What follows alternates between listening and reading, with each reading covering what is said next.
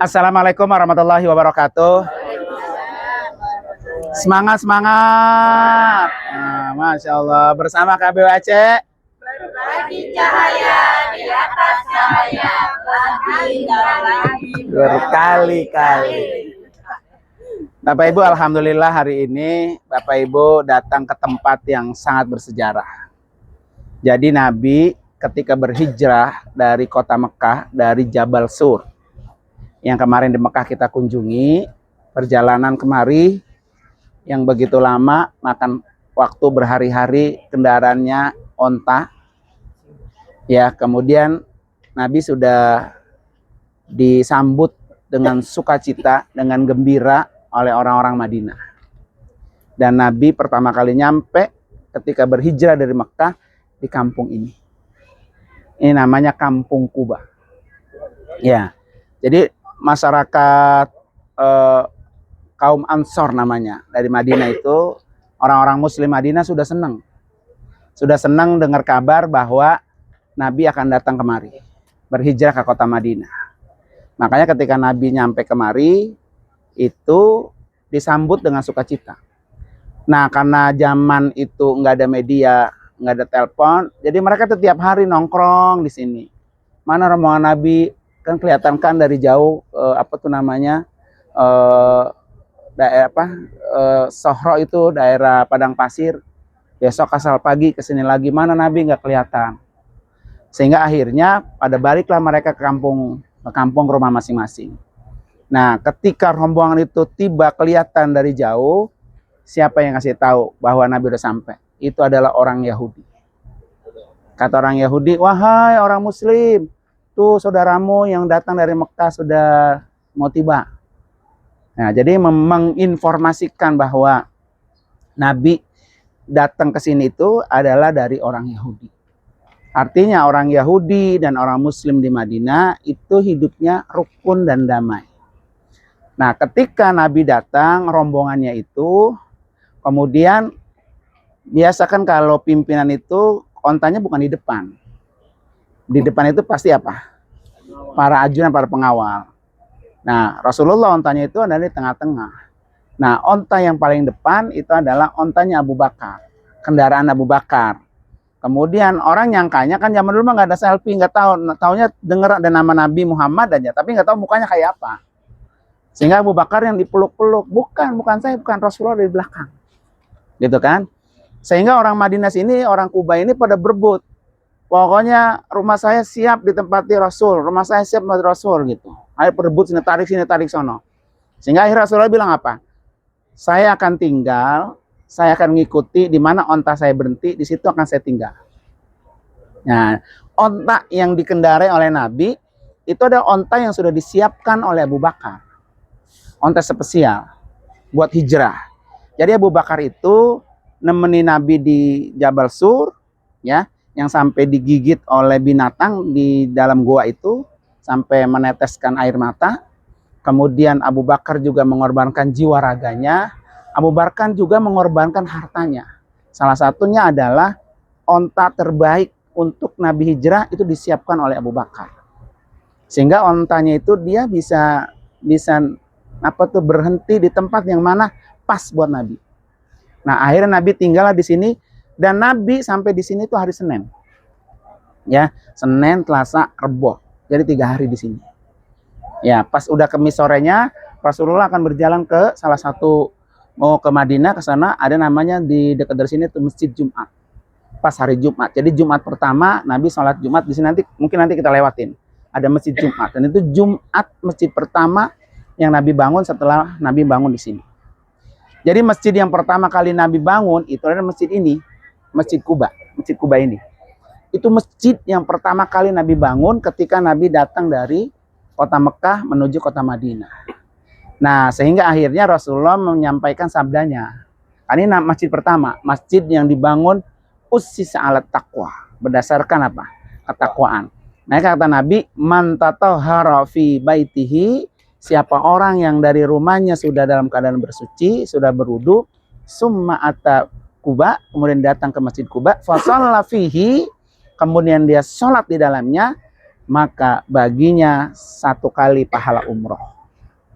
Jadi orang yang datang ke Masjid Kuba, terus dia sholat di dalamnya, maka mendapatkan 1 kali pahala umroh.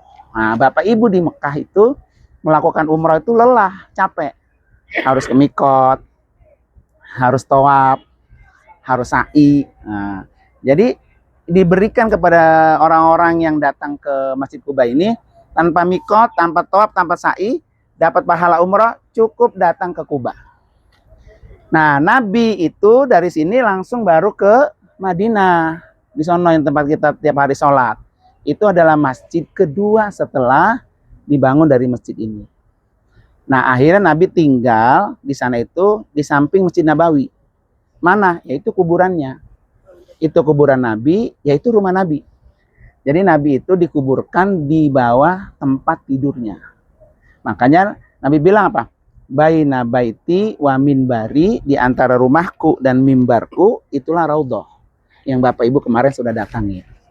Nah, itu raudhah adalah salah satu tanah surga.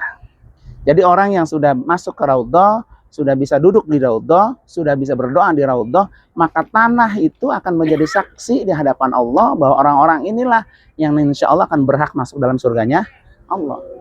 Makanya orang yang sudah datang ke Madinah terus tidak ke raudhah itu rugi besar. Ya, dan itu alhamdulillah kloter 33 itu diberikan kesempatan semuanya, Bapak Ibu, untuk bisa datang ke raudhah. Baik ibu-ibu, baik bapak-bapak ya. Nah, ketika Nabi tinggal di sana, Nabi itu ke sini setiap pekan. Setiap hari Sabtu. Nabi datang sini tiap hari Sabtu, tiap pekan. Kadang-kadang Nabi jalan dari rumahnya, dari sini ke Masjid Nabawi itu 5 kilo. Kadang Nabi naik kendaraan onta, itu tiap hari Sabtu. Nah, makanya mobil golf itu tuh, itu sekarang dibuat menjadi sebuah wisata perjalanan Nabi dari Madinah atau dari Nabawi ke Kuba. Itu jalannya dibuat sekarang menjadi jalan mobil golf itu.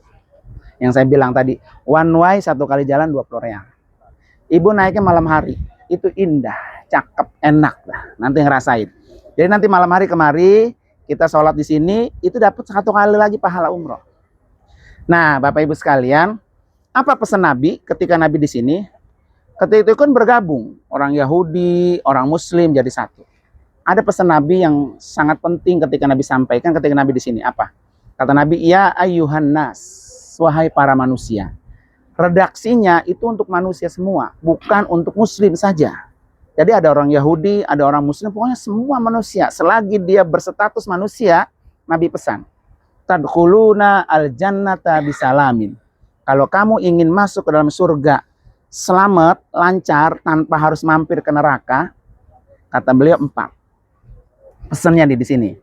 Yang pertama, afsus salam. Sebarkan salam, sebarkan kedamaian. Artinya orang Muslim, orang non-Muslim, akur. Ya, karena itu kunci surga.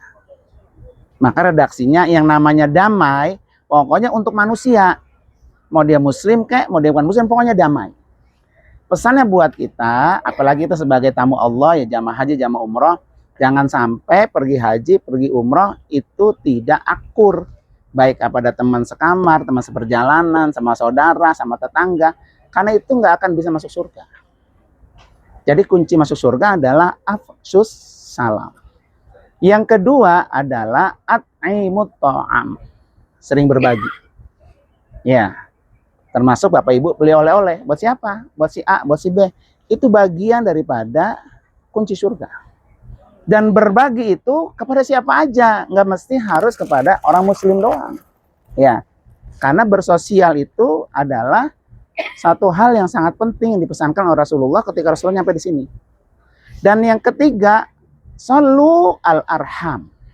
Sambung silaturahmi. Ya, dan yang keempat yang sering kita lakukan, sallu qiyam wan nasu niyam, kan itu.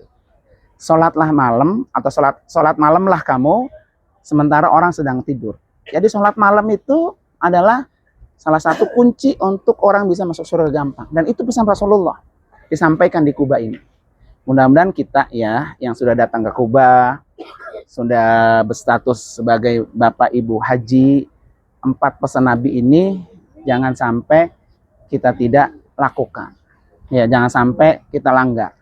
Karena kita semua pasti cuma satu, pengen masuk surga.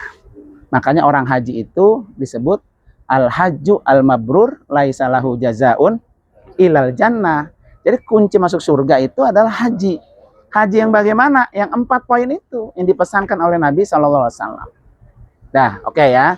Jadi nanti Bapak Ibu, satu sendal itu kalau mau dibawa masuk ke dalam plastik. Kalau nggak dibawa diletakkan ke dalam raknya, ada raknya masing-masing. Kalau mau dibawa supaya nggak hilang masuk ke dalam plastik. Kemudian sudah berwudu, nanti kamar wudunya terpisah di belakang sebelah sana, laki dan perempuan. Masuk ke dalam masjid, sholat tahiyat masjid 2 rakaat, sama sholat duhanya 4 rakaat. Setelah itu berdoa, langsung balik lagi ke bus. Atau kumpul lagi di sini, boleh. Ya, seperti itu. Terima kasih. Wassalamualaikum warahmatullahi wabarakatuh.